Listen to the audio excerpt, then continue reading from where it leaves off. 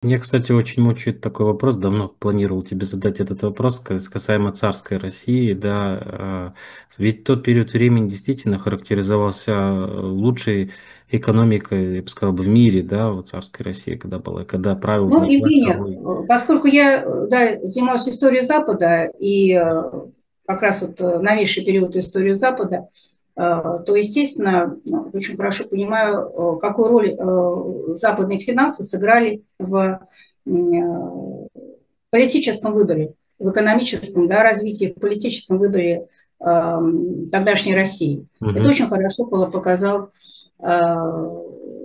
показал наш стратег военной стратегии Дрихин, Ван Дам, да, под псевдоним написавший, да, который говорит, что наша политика также кустарна, как и наша экономика. Вот. И это очень хорошо показали такие наши исследователи, как Шарапов и другие, показав, что российская экономика настолько зависела от Мгм. иностранного капитала, что это все перешло и на политическую сферу, потому что вся геополитика, она определялась теми кредитами, которые предоставляли крупнейшие банки, среди которых, естественно, были банки французских и английских Ротшильдов, но в первую очередь французских Ротшильдов. И когда в 1893, потом в 1994 закрепляется, это была подписана военная конвенция с Францией, вот, то это было как раз определено вот этими французскими кредитами. А потом и все остальное, так же, как и договор 1907 года между Россией и Англией, да, вот, который фактически обусловил присоединение России к Антанте уже во время Первой мировой войны было обусловлено. Вот, это определило и многое другое. Вот. У меня все это было описано в статье «Россия, которую мы потеряли», которая была, по-моему, еще в 2013 году, по-моему, написана. Мгм. Поэтому внешне, да, да, внешне, но каковы были механизмы этого так называемого процветания, вот об этом говорить не любят. Именно потому, что очень много сейчас схожего и похожего происходит у нас здесь, что, кстати, и показали вот последние годы, да, вот эту тотальную зависимость и от финансов, и от западных технологий, Мгм. именно от западных технологий, ну, теперь уже и от китайских. Мгм.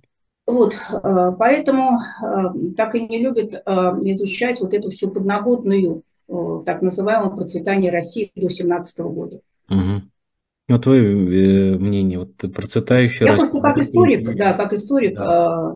говорю сейчас, причем как историк Запада, Мгм. э, как Запад рассматривал тогдашнюю Россию, почему стала вообще возможна Первая мировая война, каковы были механизмы втягивания, даже не втягивания, не надо было втягивать, да, Да. погружения России вот в эту войну, вот, чудовищную, где она не имела никаких интересов. Это были геополитические интересы Англии и Франции. Вот. Ну и самые главные интересы, конечно, у Америки, которая наблюдала это все с континента, потому что если Англия наблюдала континентальную Европу со своего острова, да, и управляла всеми этими процессами со своего острова, то Америка управляла с другого континента всеми теми процессами, которыми, то есть полушарий, да, которые происходили вот на этом полушарии. Вот, и конечный это игру, конечный выигрыш, конечно, был Соединенных Штатов Америки. Почему началось такое активное проникновение американского капитала именно в годы Первой мировой войны, а затем уже после февральской революции. Да, она вытеснили англичане, французы попытались вытеснить немцев, но не удалось, потому что слишком слаба была, да, кишка. А вот танка, а американцы смогли это сделать. Они уже устранили и немцев, и французов, и англичан. Вот, поскольку Троцкий, он формировался как политическая личность, как политическая сила в Штатах, да, непосредственно в окружении Уолл-стрит его готовили, то поэтому этот Троцкий? раскрытие проект, Троцкий, прошу да, прощения. Мгм. да, Троцкий, поэтому этот проект, так сказать, да, и был такой успешный в первые годы после революции. Мгм. Поэтому, устранив вот, этот раскизм, мы должны понимать, что сделал Сталин для спасения страны. Вот я просто считаю, что все равно настоящая история, она еще не написана, настоящая история того, что в реальности произошло. Ну, мне больше напоминает компиляцию, там много информации дается, а вот настоящего такого анализа философского, да, осмысления духовного значения всего, что происходило, потому что мы должны смотреть именно с точки зрения того, что вся история, да, это провидение Божье. Вот такого еще не было. Я думаю, что это все впереди, и вот этому нам как раз осознать, эту необходимость, нам помогает нынешняя наша реальность, потому что она становится все драматичнее и драматичнее, но только вот в такие периоды, как мы знаем, рождается мудрость. Да? Пока человек живет радостно, легко, пока у него нет никаких проблем, вот он не задумывается о смысле жизни. Как только появляется проблема, он начинает задумываться. А вот когда он сталкивается с ситуацией, которую он не может изменить, которая настолько трагична, что он не может как бы уже это пережить, вот в такие моменты появляется или рождается мудрость. Появляется мудрость. Вот это и есть смирение, когда ты принимаешь то, что ты не можешь остановить, и ты вырабатываешь свое к этому отношение, чтобы выжить, в первую очередь, как человек. И вот к этому периоду, видимо, подходит наш народ, чтобы, наконец, действительно начать уже задуматься о глубинных процессах, о глубинных явлениях, а не только о политических, социальных и экономических. Это как раз исторический контекст нужно понимать, да, то есть для того, чтобы знать и определить свое будущее, нужно знать хорошо историю как раз, да, не зная прошлого, невозможно построить будущее, это однозначно. Но у меня здесь, Оленька, вопрос, знаешь, какого контекста? И ведь я же тоже читал историю и продолжаю читать, изучаю эту тему очень так интересно мне становится. У меня здесь есть вопросы, которые касаются лично меня самого и э, России, которая была на рубеже когда-то еще до 17 года, до той февральской революции, она же была по сути сильной. Самодержавный в лице был монарх, да, монархия, власть передавалась по роду, да, род Романовых был, да, раз и прекратился.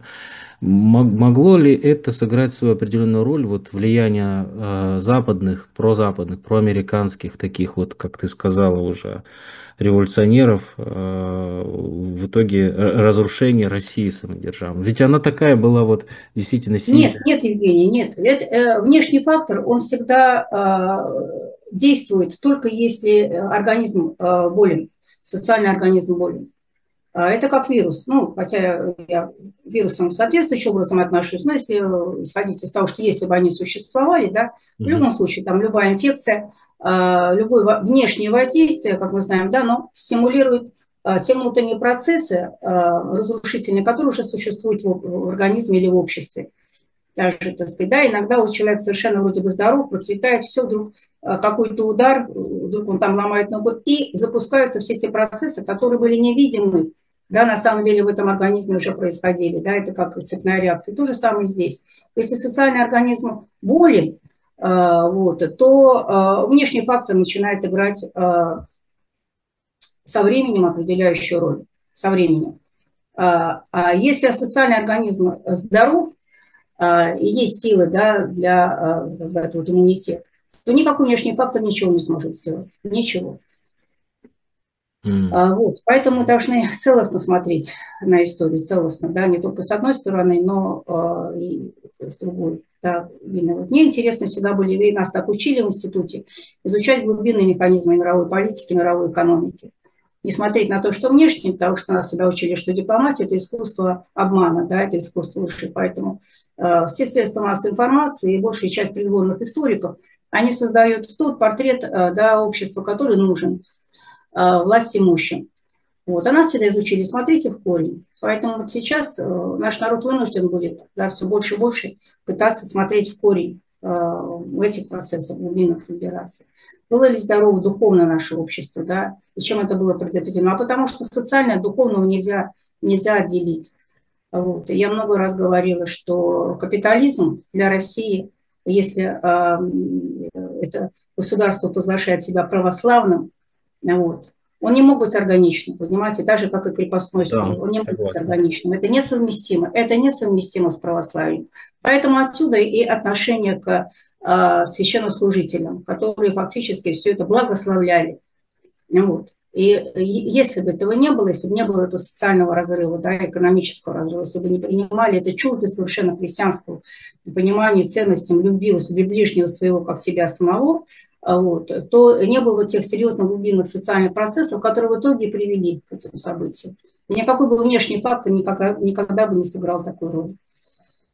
Вот, такие дела. Скажи, пожалуйста, в каком, как ты считаешь, разрыве мог быть? В духовенстве понятно, духовенство и предало, по большому счету, предало царя Николая II, и оно... Я имею в виду разрыв между христианскими ценностями Мгм. и между тем социальным строем, который у нас был.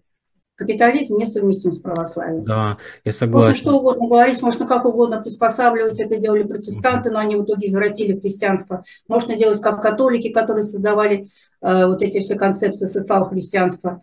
Да, и исходя из того, что да, капитализм это нормально, но, так сказать, как бы давайте немножко его ограничим. Это все было признано, потому что они ходили от самого главного, да, воровство, а эксплуатация это есть воровство, это есть фактически грабеж, да, несовместим с христианскими ценностями. История, она сильнее, да, история показала, что это несовместимо. Мгм. Когда вы воспитываете детей, целое там поколение, да, русских детей на христианских ценностях, а потом они сталкиваются с социальной реальностью и видят, что она совершенно не соответствует, вот тогда и появляется этот разрыв. Тогда и формируются те люди, которые, видя эту несправедливость, уходят в другую крайность, вот, и получается то, что мы получили. Мгм. Вот сегодня то же самое. Сегодня опять нас пытаются нам внушить и вносить, что христианство, оно, православие совместимо с капитализмом. Нет, мы это видим. Мгм. Вот. И почему молодежь уходит, мы с вами это говорили, да, уходит из церкви, потому что она видит эту несправедливость, эту ложь и обман. Есть завещание Александра Третьего, да, Николаю Второму. Я напоминаю, что Александр Третий, зрителям, чтобы вы понимали, что это был отец Николая Второго, который написал ему завещание как раз по поводу России. То, что это трусость и обман кругом, да, чтобы он держался только православной веры. Вот это прям четко есть письмо, где он четко это пишет. Это, конечно, но мы же Вот. понимаем, что правила-то Виты. Вот. А Виты, да, представлял интересы франсузских Ротшильдов. Витте. Вся Это внешняя Витте. политика определялась интересами Витте, это, банкиров. да. Да, крупной вот этой финансовой российской прослойки, которая толкнула Россию в эту войну. Совершенно ей не нужно с геополитической точки зрения. Наоборот. Да еще ставилась задача да, в годы Первой мировой войны провозгласить независимость Польши под протекторатом России. То есть Мгм. фактически одной из целей задач было отказаться от части территории Российской империи. Мгм. Пожалуйста. Мгм. Вот. Потому что писал эту программу 10 пунктов Сазонов, а Сазонов был связан с английскими, французскими масонами, поэтому англичане просто ему этот пункт указали вставить. Вот как оно все делалось.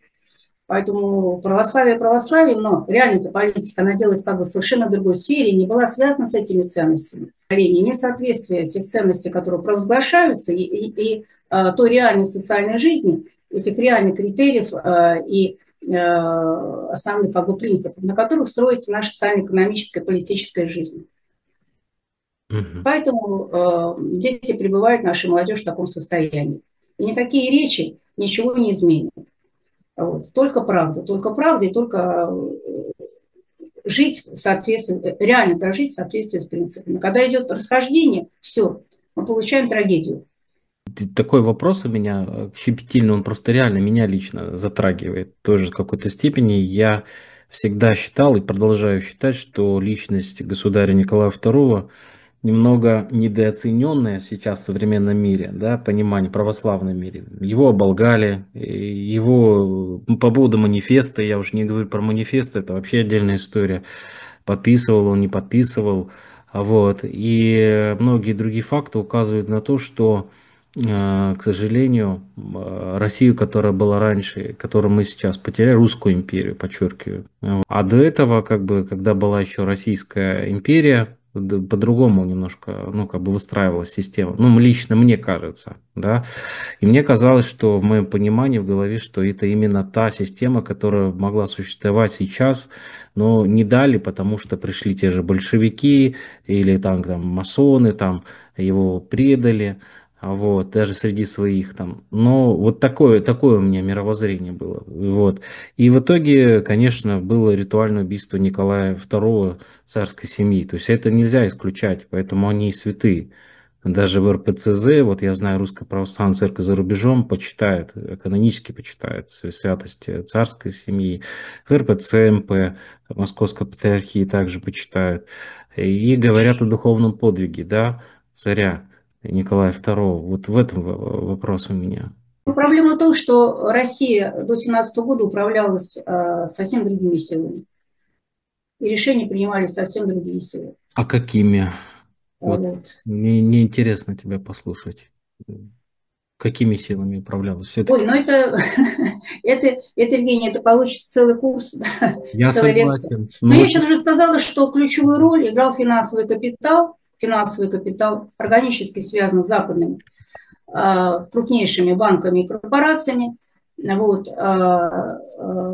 абсолютно продажная часть чиновничества. Вот, достаточно почитать книгу Симонова «Россия в годы финансовой истории России в годы Первой мировой войны, 1964 год. Историк написал, самое подробное, очень, с ссылками, источниками на дореволюционные издания, статистику, вот, факты ужасающие. Я когда ее прочитала, я вообще не понимала, как страна могла воевать вот в таких условиях, когда Мгм. шли такое разграбление, такие финансовые махинации. Вот эти люди все определяли, да, эти силы все определяли.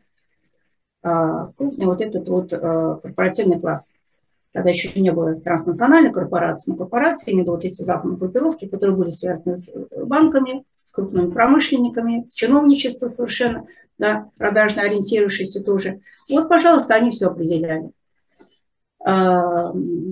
Эти силы.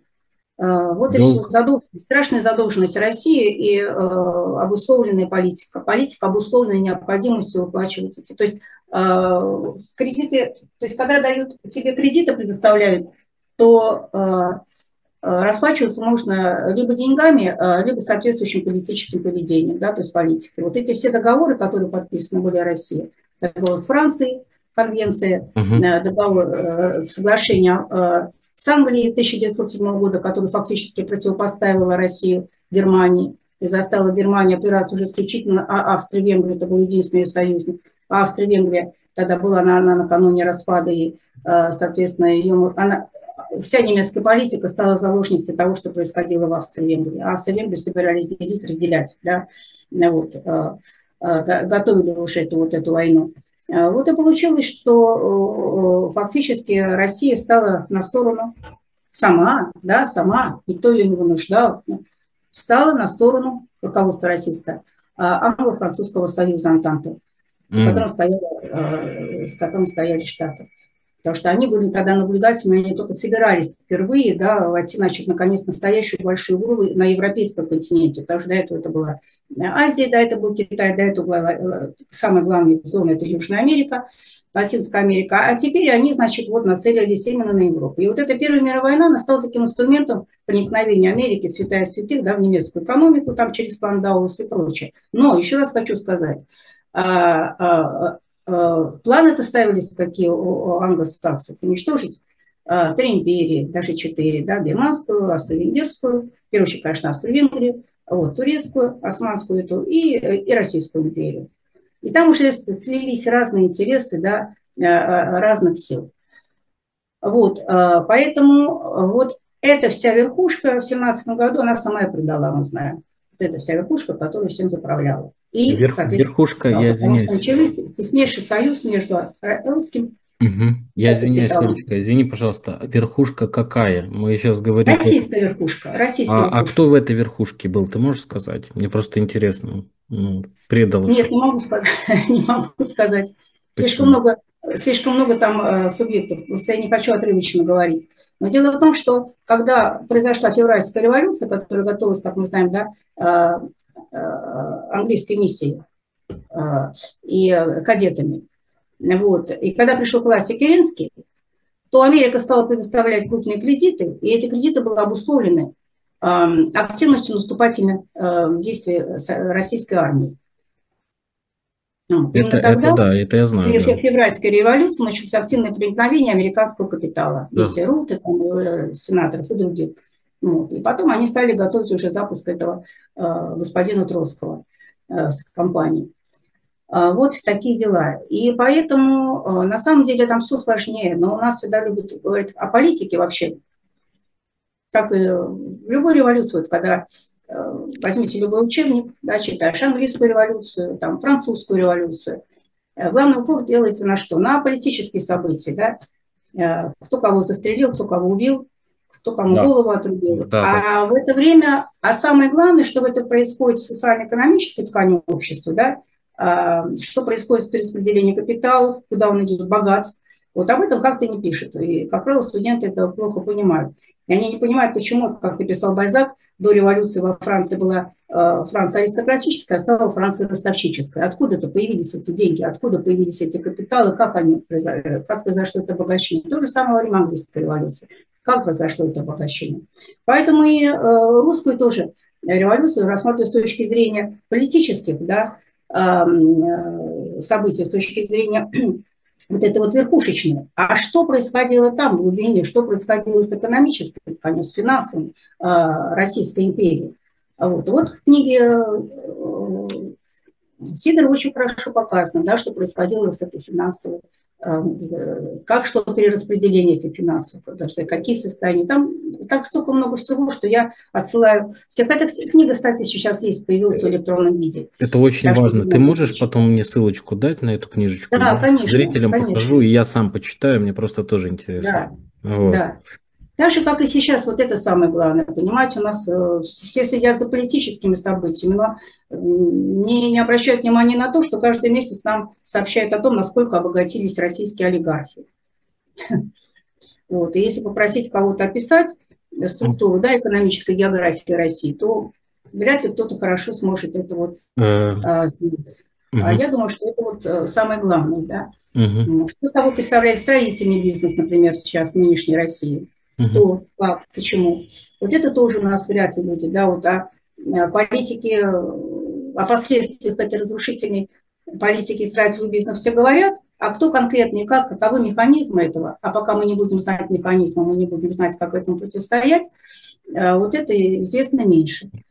Ну да. Вот такие дела. Либо да, определяются какие-то, опять же, политические фигуры, против которых, так сказать, народ вот как бы возбуждают, но эти политические фигуры, они лишь просто исполнители.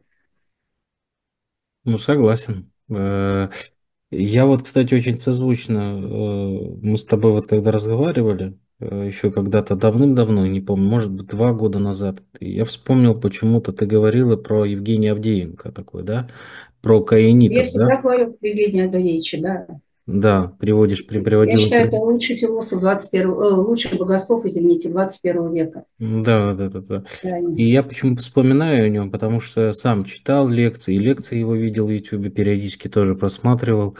И они на самом деле очень четкую дают параллель того, что как мы, православные христиане, должны оценивать весь духовный наш мир. И вот действительно призма того, что есть капитализм и есть православие, это вещи просто несопоставимые. Это какой бы эпоха ни жила, так не проживали мы, да, там, в современную или в прошлую, там, и так далее. Интересно понравилось, у Евгения Авдеенко очень четко рассказывал про каинитство вот это наше, современное.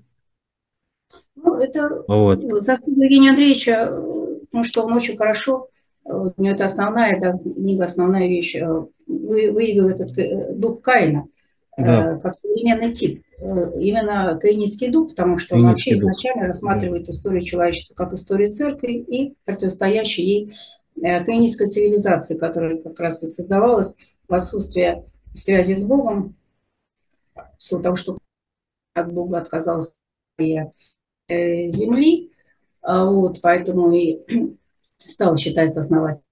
То есть цивилизация оторванная от любой связи с землей. Сейчас видим, да, нас отрывают от земли, нас переселяют в эти каменные джунгли.